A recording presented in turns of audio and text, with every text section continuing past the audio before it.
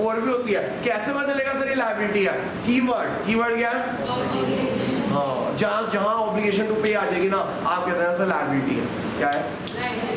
जैसे for example तो मेरे को फीस दे दोगे, वैसे फीस का एग्जाम्पल अगली 2-3 क्लास में बाद दूंगा, लेकिन जिसमें मेरे को फीस आ जाएगी ना तो मेरी ऑब्लिगेशन आ जाएगी। क्या? तुम्हें पढ़ाना, बस ऑब्लिगेशन वाला याद कर लेना। जहाँ मेरे को ऑब्लिगेशन आ जाएगी ना तो वो लायबिलिटी है। ठीक है, तुम्हारे पर राइट आएगा। क्या आएगा? फीस देने से ना तुम्हारे पर राइट आएगा, मेरे को ऑब्लिगेशन आएगी। राइट किस बात का? पढ़ने का। और ऑब्लिगेशन किस बात की? वो जब मैं न्यूमेरिकल आएगा ना, मैं ये एग्जांपल दूंगा ना, फीस ही डाला हुआ है। ठीक है, आगे चलते हैं। Next, capital. तीसरा वर्ड है बेटा कैपिटल। क्या है? कैपिटल। ये सब ना एसेट लायबिलिटी अपन दोबारा करेंगे जब चैप्टर 2 करेंगे। चैप्टर 2 की टर्म्स की हम दोबारा करेंगे। ये ना बेसिक टर्मिनोलॉजी है जो पूरे अकाउंट्स में यूज होनी है। Asset liability capital basic terminology है जो पूरे अकाउंट्स में यूज होनी है। इसके बिना कुछ समझ नहीं आने वाला अकाउंट्स। कैपिटल क्या होती है? सुना है जी? कैपिटल क्या होती है? कैपिटल से इन्वेस्टमेंट। ठीक है सर, और कुछ और भी डेफिनेशन? Money in hand. और देखो बेटा, अकाउंट्स में ना कैपिटल कहते हैं कोई भी बिजनेस स्टार्ट करने के लिए ना आपको बिजनेस में पैसा डालना पड़ता है। क्या करना पड़ता है? बिजनेस में मनी इन्वेस्ट करनी पड़ती है। आपने कहा ना इन्वेस्टमेंट, मनी को इन्वेस्ट करना पड़ता है। कोई भी बिजनेस स्टार्ट करने के लिए आपको क्या करना पड़ता है? मनी इन्वेस्ट करनी पड़ती है बिजनेस में। क्या करनी पड़ती है? कौन करता है मनी इन्वेस्ट? बिजनेस का ओनर। कौन करता है? ठीक है जी, जिस तरह से आपके फादर जिनके बिजनेस कर रहे हैं उन्होंने सबसे पहले मनी इन्वेस्ट की होगी। क्या होगी? मान लो कोई शॉप है तो शॉप खरीदी होगी, उसके अंदर स्टॉक खरीदा होगा, उसके अंदर बहुत सारी चीज़ें खरीदी होगी। जैसे मेरा एग्जांपल ले लेते हैं इंस्टीट्यूट। यहाँ पे डीसीओ पे इंस्टीट्यूट लिया मैंने। ठीक है, और इंस्टीट्यूट के साथ साथ चेयर्स ली, फर्नीचर लिया, मतलब पैसा डाला। पहले सोचा कि इतना पैसा डालना पड़ेगा बिजनेस में। मान लो मैंने 2 करोड़ रुपए डालना पड़ेगा तब जाके इंस्टीट्यूट खुल पाएगा। बेसिक इंस्टीट्यूट 2 करोड़ डीसीओ पे चाहिए। ठीक है ना, कोई जगह लेनी है, जगह इतनी डीसीओ में महंगी है, तो चेयर्स लेनी है, एसी लेना है और भी बहुत सारी चीज़ें लेनी है, कंप्यूटर, कैमरा, ये सब चीज़ें मैंने पैसा डाला बिजनेस में। तो जो बिजनेस का ओनर बिजनेस में पैसा डालता है ना, इन्वेस्ट करता है, उसे क्या बोलते हैं? कैपिटल बोलते हैं। क्या बोलते हैं? तो what is capital? Capital is the money invested. Capital is the money invested by the owner in the business. Capital is the money invested by the owner in the business.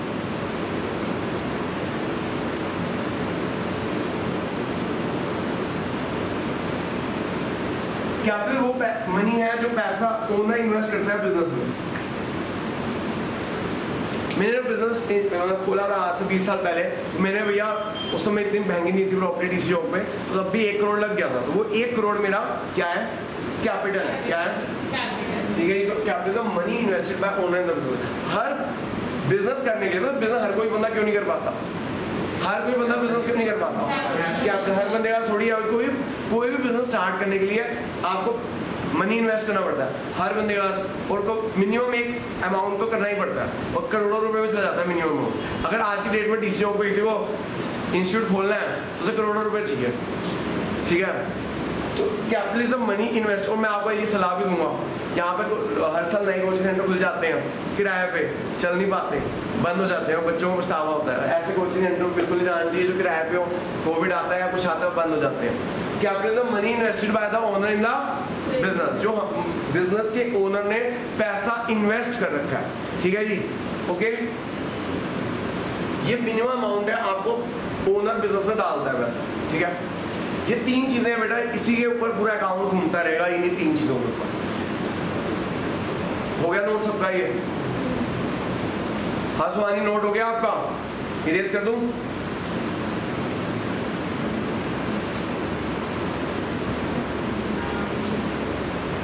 हाँ सुहानी, note हो गया? Yes sir. Okay जी, हो गया। जो note erase कर रहा हूँ। ठीक है, चिंता मत करना, ये चीज दोबारा रिकैप होगी जब हम चैप्टर 2 करेंगे। चैप्टर 2 में सारी डेफिनेशंस है। क्या है? जितनी भी टर्मिनोलॉजी अकाउंट में यूज होती है उसकी टर्मिनोलॉजी है सारी। यानी चैप्टर 2 कुछ नहीं बिलोंग करता, टर्मिनोलॉजी है। लेकिन क्या वो डेफिनेशन ऐसे आती है क्या आजकल कि एसेट बता दो, जैसे हमारे टाइम पे आती थी एसेट बता दो, लायबिलिटी बता दो, कैपिटल बता दो, ऐसे नहीं आता। केस स्टडी आएगी उसमें आइडेंटिफाई करना होगा, बट बच्चा जब देख के बताना कौन कौन से एसेट्स हैं, कौन कौन सी लायबिलिटीज है, कौन कौन सी कैपिटल है, ठीक है। तो चैप्टर 2 में उन्होंने दिए रखी है डेफिनेशन, लेकिन डेफिनेशन आएगी नहीं आपको, बहुत कम इक्का दुक्का बेकार स्कूल से जो पूछते हैं, पुराने जमाने के जो पुराने टीचर है ना वो ऐसे पूछते हैं। आजकल जो मॉडर्न स्कूल्स हैं वो तो भैया एसेट की डेफिनेशन नहीं पूछते, केस स्टडी देंगे, आइडेंटिफाई करो एसेट्स, ठीक है। आगे चलते हैं। देखो बेटा अकाउंट्स जो है ना, एक ना प्रिंसिपल, अकाउंट्स आर्ट भी है और साइंस भी है। अकाउंट्स आर्ट भी है और क्या है, अकाउंट्स आर्ट में मतलब फंस गए हम तो बीच में, साइंस नहीं लेनी थी, आर्ट्स नहीं लेनी थी, कॉमर्स लेनी थी, तो कोई बात नहीं, आपको दोनों चीज़ें पढ़ा दी जाएगी, आर्ट्स भी पढ़ा दी जाएगी, साइंस भी पढ़ा दी जाएगी। फंस गए ना, दोनों में फंस गए हो। यानी साइंस कैसे है, अकाउंट साइंस कैसे है बता सकते हो? देखो साइंस जो है ना वो प्रिंसिपल के ऊपर बेस्ड है। किसके ऊपर बेस्ड है? लाइक लॉ ऑफ ग्रेविटेशन, कि भैया कुछ नीचे फेंकोगे नीचे ही आएगा। ऐसे अकाउंट्स भी ना प्रिंसिपल्स के ऊपर बेस्ड है। किसके ऊपर बेस्ड है? अकाउंट्स में भी प्रिंसिपल्स है। कितने प्रिंसिपल्स हैं? 11। कितने प्रिंसिपल्स हैं? 11 प्रिंसिपल्स है अकाउंट्स के। उन प्रिंसिपल्स के ऊपर अकाउंट्स बेस्ड है, ठीक है। और एक और चीज, अकाउंट आर्ट भी है। आर्ट क्यों है? Art of business. अकाउंट इसलिए आर्ट है भाई क्योंकि ना आर्ट ना प्रैक्टिस से आती है। कैसे आती है? और प्रैक्टिस कहाँ होती है? टाइम क्लासेस में होती है, ठीक है। तो मैं बताता अकाउंट्स एक आर्ट है, और आर्ट कैसे आती है? प्रैक्टिस से आती है। डांस एक आर्ट है, जितना तुम डांस की प्रैक्टिस करोगे डांस आएगा। पेंटिंग एक आर्ट है, जितनी ज़्यादा पेंटिंग की आप प्रैक्टिस करोगे उतना आएगा। म्यूजिक का आर्ट है, जितनी आप सारे गानों की प्रैक्टिस करते रहोगे वो आता रहेगा, ठीक है। अकाउंट्स भी 3 चीज़ों से आता है जी। कैसे आता है? प्रैक्टिस प्रैक्टिस प्रैक्टिस, यानी जितनी ज़्यादा आप प्रैक्टिस करोगे उतना ज़्यादा अकाउंट्स आएगा। आप जो बच्चे प्रैक्टिस नहीं करते उनको कभी अकाउंट्स नहीं आ सकता, ठीक है। जैसे मैथ्स में प्रैक्टिस चाहिए होती है, अकाउंट्स में बहुत प्रैक्टिस चाहिए होती है। मतलब मैथ्स के पीछे सोचे थे छोड़ देंगे, लेकिन चिंता मत करो, मैथ्स प्रैक्टिस मांगता है, अकाउंट्स भी उससे ज़्यादा प्रैक्टिस मांगता है, ठीक है। तो आपको प्रैक्टिस के बिना अकाउंट्स नहीं आ सकता, ठीक है। तैयारी कर लेना। अगर आप सोच रहे हो कि यार बच गए मैथ्स छोड़ के पढ़ना नहीं पड़ेगा, तो अकाउंट्स है तो पढ़ना पड़ेगा ही पड़ेगा, ठीक है। क्योंकि अकाउंट मैथ्स से ज़्यादा प्रैक्टिस चाहता है, क्योंकि आप मैथ्स तो बचपन से पढ़ रहे हो, अकाउंट्स थोड़ी पढ़ रहे हो। अकाउंट्स तो अभी अगर आपने प्रैक्टिस अभी नहीं की तो 11th का अकाउंट बहुत आसान है, लेकिन 12th का अकाउंट बहुत मुश्किल है। एकदम ड्रेस्टिक चेंज आएगा 12th में, ठीक है। ये तो अभी ABCD पढ़ोगे ना 11th में, तो ABCD तो वैसे ही आसान होती है, लेकिन फिर भी कई बच्चों को नई चीज़ें इसलिए मुश्किल लगती है। तो बेटा फर्स्ट प्रिंसिपल बता रहा था कि अकाउंट जो है ना वो आर्ट भी है साइंस भी है। बता दिया आपको, अकाउंट्स आर्ट भी है और साइंस भी क्यों है? आर्ट प्रैक्टिस से आती है, अकाउंट्स भी प्रैक्टिस से आता है। और साइंस क्यों है भाई? क्योंकि इसमें प्रिंसिपल है, 11 प्रिंसिपल है। 11 प्रिंसिपल्स का भी एक चैप्टर है, वो भी पढ़ेंगे, लेकिन मुझे एक प्रिंसिपल बताना है। कौन सा प्रिंसिपल बताना है बेटा? Business entity principle. Business entity principle ये क्या है? ये बिजनेस एंटिटी प्रिंसिपल क्या है? Accounting entity principle. इसे अकाउंटिंग एंटिटी प्रिंसिपल भी बोला जाता है, इसे सेपरेट एंटिटी प्रिंसिपल भी बोला जाता है।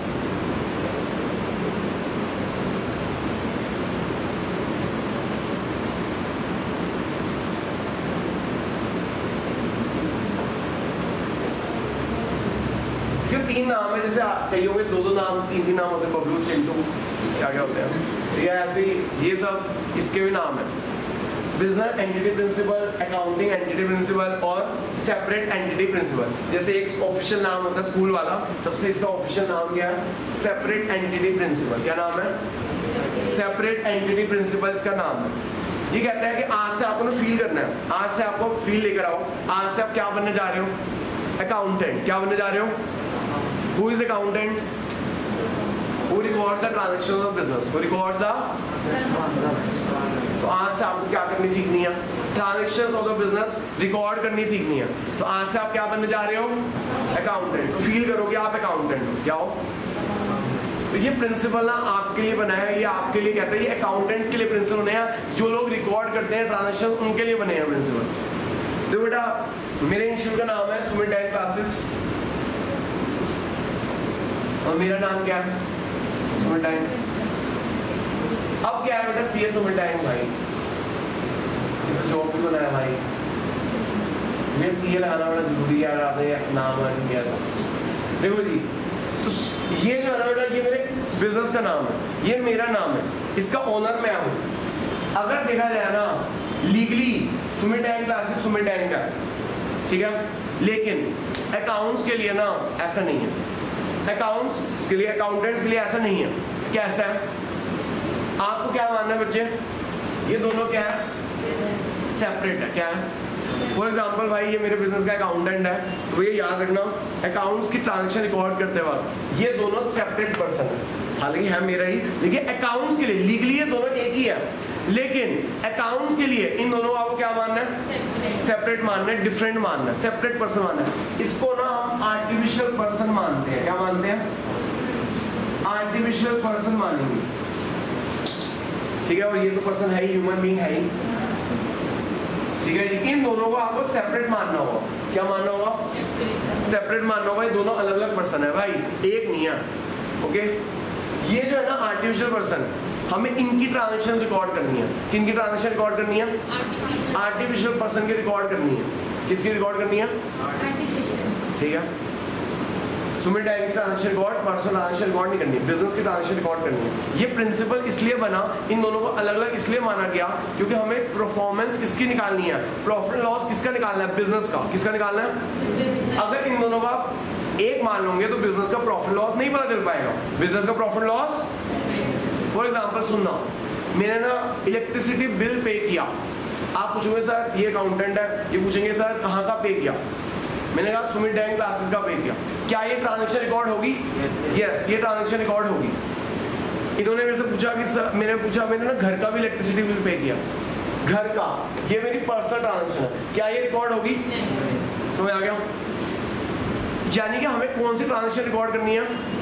बिजनेस की। कौन सी ट्रांजेक्शन रिकॉर्ड करनी है? बिजनेस की ट्रांजेक्शन रिकॉर्ड करनी है। कौन सी ट्रांजेक्शन रिकॉर्ड करनी है? सुमित डैंग क्लासेस की आर्टिफिशियल पर्सन की ट्रांजेक्शन रिकॉर्ड करनी है, ह्यूमन बीइंग की नहीं करनी। ह्यूमन बीइंग की, ठीक है जी, इस आर्टिफिशियल पर्सन की ट्रांजेक्शन रिकॉर्ड करनी है। अकाउंट्स के लिए आर्टिफिशियल पर्सन है, ठीक है। मैंने ना एसी खरीदा, एयर कंडीशन खरीदा, कहाँ के लिए? आइए पूछे आप ऐसे अकाउंटेंट, आप लोग में समझोगे कहाँ के लिए खरीदा सर? अगर यहाँ के लिए खरीदा तो ये रिकॉर्ड होगा, वो जनरल का एसी खरीदा तो ये रिकॉर्ड होगा, लेकिन मैंने घर के लिए भी एक एसी खरीदा, क्या ये रिकॉर्ड होगा? नहीं, क्योंकि हम किसके अकाउंटेंट हैं? बिजनेस के। हम बिजनेस के ट्रांजैक्शन रिकॉर्ड करेंगे, बिजनेस के एसेट्स रिकॉर्ड करेंगे, बिजनेस की लायबिलिटीज रिकॉर्ड करेंगे, बिजनेस के इनकम रिकॉर्ड करेंगे, बिजनेस के खर्चे रिकॉर्ड करेंगे, लेकिन घर के नहीं करने। तभी तो आपने माना है कि दोनों क्या है बेटा? सेपरेट है। क्या है ये? हमें किसकी ट्रांजैक्शन रिकॉर्ड करनी है? ठीक है, तो याद रखना, ये बेटा आपसे पूछ लेगा वो कि एक मिस्टर एक्स है, उन्होंने बिजनेस ये वाला स्टार्ट किया, तो आपसे पूछ लेगा भैया कौन सी ट्रांजैक्शन रिकॉर्ड करनी है, कौन सी नहीं करनी। ठीक है, तो जो मैं बता रहा हूँ ऐसे भी थ्योरी के क्वेश्चन आते हैं। आप बताना, मैंने खरीदा एयर कंडीशन, कहाँ के लिए? सुमित डैंग क्लासेस के लिए, और एक घर के लिए, कौन सा रिकॉर्ड होगा? क्लासेस का, बिजनेस का रिकॉर्ड होगा, घर का ट्रांजैक्शन रिकॉर्ड। ठीक है, इलेक्ट्रिसिटी बिल पे किया, यहाँ का सुमित डैंग क्लासेस का ये रिकॉर्ड होगा, घर का पे किया नहीं रिकॉर्ड होगा। ठीक है ना, हम किसके अकाउंटेंट है जी? बिजनेस के है। बिजनेस की बात करो, हम तो बिजनेस के ट्रांजैक्शन रिकॉर्ड करेंगे, वो तो पर्सनल ट्रांजैक्शन है। क्या है? हम पर्सनल ट्रांजैक्शन रिकॉर्ड नहीं करते। ओनर तो अलग बंदा है, हम तो जानते हैं ओनर मतलब अलग पर्सन है, हम तो इसको जानते हैं, अकाउंटेंट लोग इसको जानते हैं। ठीक है जी, फर्नीचर खरीदा यहाँ के लिए, ये रिकॉर्ड हुआ, घर वाला फर्नीचर रिकॉर्ड होगा क्या? नहीं। समझ आ गई बात? क्लियर हो गया? तो ये बिजनेस एंटिटी प्रिंसिपल कहता है कि बिजनेस और उसका ओनर सेपरेट है। बिजनेस और उसका ओनर, हमें किसकी ट्रांजैक्शन रिकॉर्ड करनी है? बिजनेस की। ठीक है जी, इसी वजह से, इस प्रिंसिपल के कारण ये दोनों पर्सन अलग है। ये दोनों पर्सन क्या बेटा? सुमित डैंग ने पैसा लगाया हुआ सुमित डैंग क्लास में इन्वेस्ट कर रखा है, जिसे क्या बोलते हैं? कैपिटल। क्या बोलते हैं? जो सुमित डैंग ने बिजनेस सुमित डैंग क्लास खोली थी तो पैसा इन्वेस्ट किया था, और क्या जो इन्वेस्टमेंट की जाती है, जो इन्वेस्टमेंट की जाती है बेटा, उसे क्या बोलते हैं? कैपिटल बोलते हैं। क्या बोलते हैं? कैपिटल ऑफ द बिजनेस बोलते हैं। तो जो सुमित डैंग ने पैसा इन्वेस्ट किया, जो कैपिटल बोलते हैं, तो कैपिटल भी बिजनेस के लिए एक लायबिलिटी है।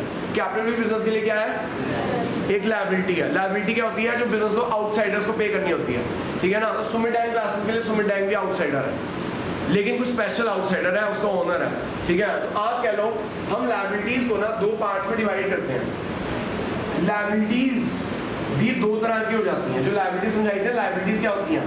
ऑब्लिगेशंस टू पे टू द आउटसाइडर्स। लायबिलिटीज क्या होती हैं? ऑब्लिगेशंस टू पे टू द आउटसाइडर्स। तो बेटा बिजनेस की लायबिलिटीज भी दो तरह की हो जाती हैं। एक लायबिलिटी क्या हो जाती है? एक हो जाती है जी ओनर की लायबिलिटी। क्या हो जाती है?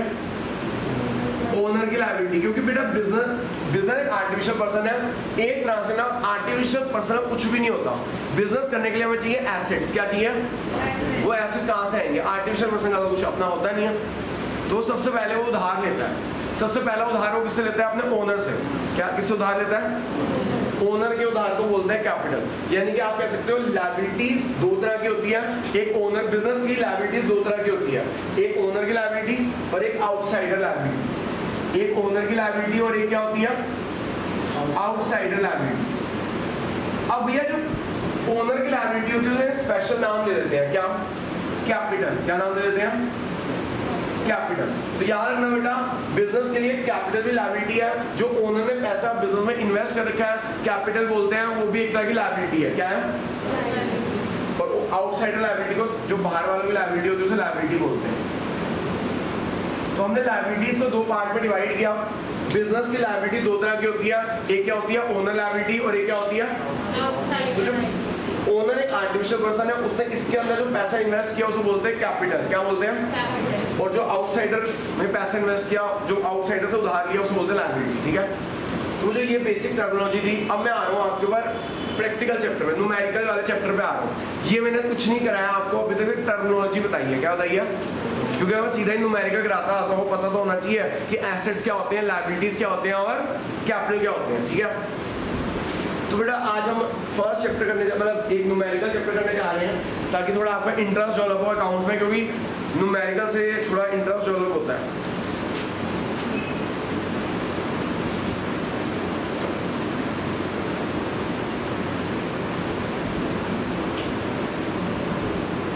देखो बेटा, मैंने होता है बिजनेस एक आर्टिफिशियल पर्सन है, उसका अपना कुछ नहीं होता। और बिजनेस बिना एसेट्स के नहीं हो सकता। अगर मेरे पास ये जगह ना होती तो हम ऐसे धूप में नीचे पढ़ थोड़ी सकते थे। पहाड़ के नीचे पढ़ लेते, नहीं पढ़ सकते ना। गर्मी में भी नहीं पढ़ सकते। तो हर चीज़ जरूरी है, एसेट जरूरी है। फर्नीचर पुराने ज़माने में वो दरियों में पढ़ते थे, लेकिन आज के डेट में दरियों में नहीं पढ़ सकता, इसलिए फर्नीचर जरूरी है। तो ये सब क्या है? एसेट्स है। क्या है? लेकिन बिजनेस एक आर्टिफिशियल पर्सन है, उसका अपना तो कुछ होता नहीं है। इरेज कर दूँ, हो गया नोट? देखो बेटा, अब हम शुरू करें। टर्मिनोलॉजी बताई थी आपको जो हमारी यूज होने वाली है इस चैप्टर में, पूरे अकाउंट्स में यूज होने वाली है टर्मिनोलॉजी। Asset, liability, capital. ध्यान समझिएगा बेटा। एसेट्स, एसेट्स बिजनेस के, कोई भी बिजनेस करने के लिए एसेट्स चाहिए। जैसे मैंने बताया यहाँ पे मेरे को व्हाइट बोर्ड चाहिए, फर्नीचर चाहिए, सब कुछ एसेट्स है। लेकिन बिजनेस तो आर्टिफिशियल पर्सन है, उसका अपना कुछ नहीं होता। आर्टिफिशियल पर्सन के एसेट अपने नहीं होते। उसके जो एसेट बनते हैं वो कहाँ से बनते हैं? उधार से। कहाँ से बनते हैं? यानी कि उधार को जो उसको वापस पे करने होते हैं। जो वापस पे करना होता है उसका ऑब्लिगेशन होती है कि उसको वापस पे करना है। जो वापस पे करना होता है उसे क्या बोलते हैं? लायबिलिटीज। क्या बोलते हैं? यानी कि जो बिजनेस एक आर्टिफिशियल पर्सन है, उसका अपना कुछ नहीं होता, सब कुछ उधार का होता है। क्या होता है? ऑब्लिगेशन होती है, वापस करने करना है। यानी जो बिजनेस के एसेट बनते हैं वो लायबिलिटीज से बनते हैं। किससे बनते हैं? और मैंने बताया लायबिलिटीज दो तरह की होती है जी। और लायबिलिटीज दो तरह की होती है, एक ओनर की लायबिलिटी और एक आउटसाइडर की लायबिलिटी। आप कह सकते हो कि हमने इस लायबिलिटी को दो पार्ट में डिवाइड कर दिया। एक आउटसाइडर लायबिलिटी, उसको सिर्फ लायबिलिटी बोल देंगे, और एक ओनर की लायबिलिटी जिसे हम क्या बोल देंगे? कैपिटल बोल देंगे। क्या बोल देंगे? Asset equals to liabilities plus capital. यानी कि जो भी बिजनेस एक आर्टिफिशियल पर्सन है, उसका अपना कुछ नहीं होता। जितने भी उसके एसेट्स बनते हैं वो किसके पैसे से बनते हैं? या तो ओनर के पैसे से बनते हैं या फिर आउटसाइडर के पैसे से बनते हैं। फॉर एग्जाम्पल, जितने भी स्टूडेंट क्लासेस के आप एसेट देख रहे हो, फर्नीचर वगैरह, या तो मेरे पैसे से बने हुए हैं या फिर स्टूडेंट क्लासेस ने उधार ले रखा है, लोन ले रखा है, या कहीं किसी और से बोरो कर रखा है। तो जितने भी मेरे एसेट्स हैं वो या तो मेरे मतलब सुमित डैंग क्लासेस के एसेट है, मेरे नहीं है ये एसेट, किसके एसेट है? सुमित डैंग क्लासेस के एसेट्स हैं, वो या तो सुमित डैंग के पैसे से बने हुए हैं, दैट इज कैपिटल से बने हुए हैं, या बाहर वालों के पैसे से बने हुए हैं। इस टर्म को बोलते हैं बेटा अकाउंटिंग इक्वेशन। क्या बोलते हैं? अकाउंटिंग इक्वेशन बोलते हैं। कितने नंबर का सर चैप्टर है ये? इस चैप्टर का नाम ही अकाउंटिंग इक्वेशन है बच्चों। इस चैप्टर का नाम ही अकाउंटिंग इक्वेशन है, asset equals to liabilities plus capital. इस चैप्टर में प्रूव यही करना है, क्या? Asset equals to liabilities plus capital. कितने नंबर चैप्टर आता है सर ये? फर्स्ट टर्म में भी आता है और फर्स्ट यूटी में भी आता है। कितने नंबर का? 10 मार्क्स का। तो 10 मार्क्स हर स्कूल में इसकी वेटेज है, हर स्कूल में इसकी वेटेज। इस चैप्टर का नाम है बेटा अकाउंटिंग इक्वेशन। हर स्कूल में, चाहे आपका फर्स्ट यूटी हो, फर्स्ट यूटी में पहले 5 चैप्टर आते हैं, बाकी सारी थ्योरी आती है, सिर्फ एक न्यूमेरिकल का चैप्टर आता है, कौन सा? Accounting equation. यानी कि बाकी 5 चैप्टर आएंगे यूनिट टेस्ट में। हर स्कूल में 5 चैप्टर आते हैं।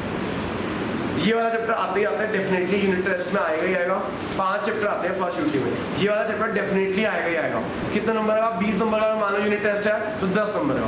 फर्स्ट टर्म में भी 10 नंबर इसकी वेटेज। तो बोला ये इंपॉर्टेंट चैप्टर यूटी के हिसाब से भी और इसके हिसाब से फर्स्ट टर्म के हिसाब से 10 मार्क्स पक्के करने हैं आपको। क्या कहता है ये आपका कि जो बिजनेस होता है ना, एक आर्टिफिशियल पर्सन होता है, और बिजनेस के जो एसेट्स होते हैं वो किसके इक्वल होते हैं?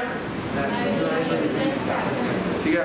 तो बेटा मैंने अभी तक आपको कुछ नहीं बताया, अभी तक मैंने आपको सिर्फ एक एसेट का मीनिंग बताया, लायबिलिटीज का मीनिंग बताया और कैपिटल का मीनिंग बताया। और क्या बताया? Asset goes to liabilities plus, क्योंकि बिजनेस एक आर्टिफिशियल पर्सन है और आर्टिफिशियल पर्सन के asset goes to liabilities plus capital होते हैं। ठीक है, शुरू करें।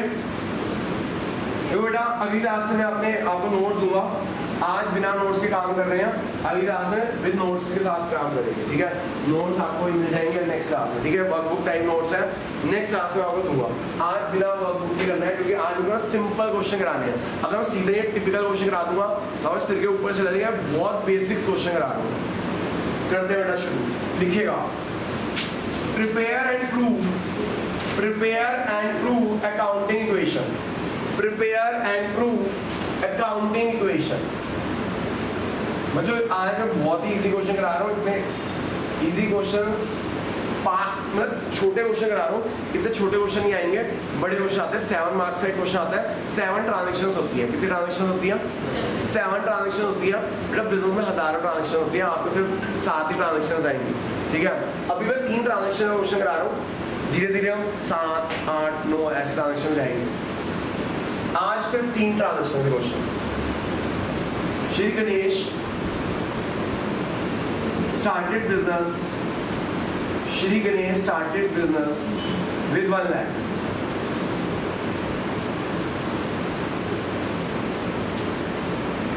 श्री